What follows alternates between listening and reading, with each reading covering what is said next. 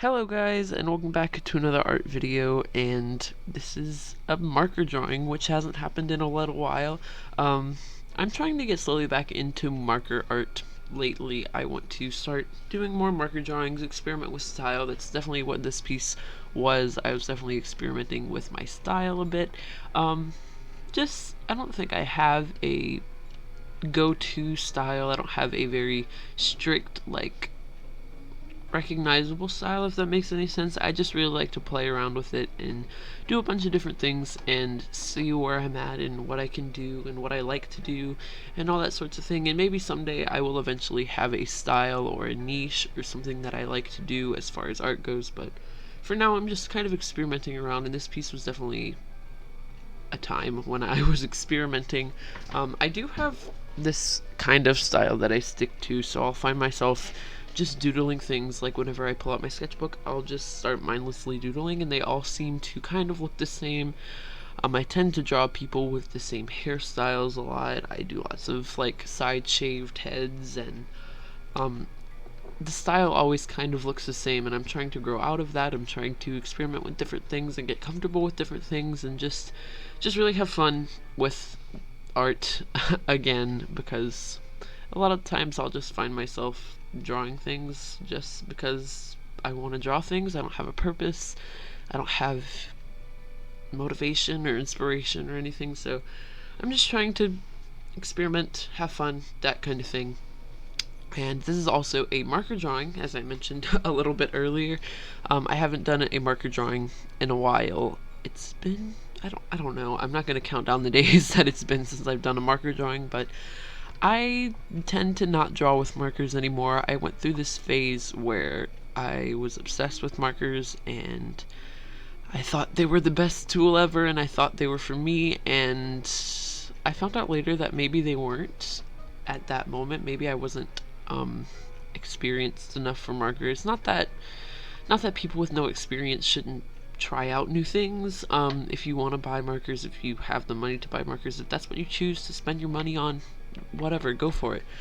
But I went through this phase where I just bought a bunch of Copic markers, and I I regret it because I have all of these old artworks that I don't necessarily like, and I wasted all of my marker on that, and I have a bunch of dried out Copic markers now.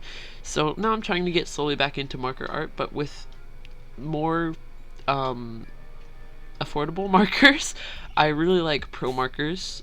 I think they're my favorite price-wise and quality-wise. They're just a little bit they're a little bit pricey-ish. They're $5 a marker, and then you can get them on sale sometimes. So, um, as I get older and start making more money off of different things, I'll get more money and be able to spend money on things that I want. So it's just a little bit of saving up. And then another very, very affordable marker is the Spectrum Noir marker, and I think they work really, really, really well. I use them a lot for this piece. I use them for the purples and the hair. The brown in the hair is a Spectrum Noir marker, and I think it's just a really cheap and easy, affordable way to build up your marker collection if you're starting off and you want to get into markers. I think it's a very good way to get a good color selection without spending a whole bunch of money, because that's a problem I found myself running into when I was trying to buy the more expensive markers. I would always be trying to buy new markers, but then I would run out of old colors, so instead of buying new colors and getting a better color selection, I would just be rebuying the same colors or trying to buy refills for the same colors, and it was just a problem, and I had a whole bunch of dried out markers, and it just wasn't a very good time. Maybe somewhere along the line I'll be able to buy refills for all of those markers and I can start using them again. There's no doubt that they are a good product. Copic is a very good company, and they make good things. There's a reason for them being expensive, but I cannot afford them at the moment, especially if I want to make marker art. I cannot afford to buy a million Copic markers. And so I think I'll stick to my Pro markers and just try to build up a collection of those. Pro markers also can be refilled with alcohol, so that's a thing that you can do. I've refilled one of my markers with alcohol. I think it's the Indigo marker. I used to have it on my Twitter. I had it pinned to my Twitter account, but it was dried out, and I just swatched the color before I refilled it, and then I swatched it after I refilled it with alcohol, and the marker works really well now. It's very smooth. It has a very like smooth color application as it did before, and the color is only slightly lighter now, so it's just a good way to save your markers from dying. And then of course you can just refill them, but I find that pro markers last a really long time. They seem to have a lot of ink in them, more so than Copic markers, I would say. My Copic markers always seem to get a little bit streaky and dry after a while, so that's just a thing to keep in mind if you're looking to buy markers. I really recommend pro markers if you can spring for them. But first, if you're a beginner, or if you just can't afford anything else, Spectrum Noir markers are definitely very, very good, and they're very inexpensive and affordable, and so I recommend using those. They're good. Buy them. This is not a brand deal or anything, by the way. I feel like I should start saying that now that I have like a significant amount of subscribers. This is not a brand deal. I'm not trying to sell you anything. I'm just giving you some friendly advice from another artist. Oh, and I was really trying out some lighting things with this, by the way.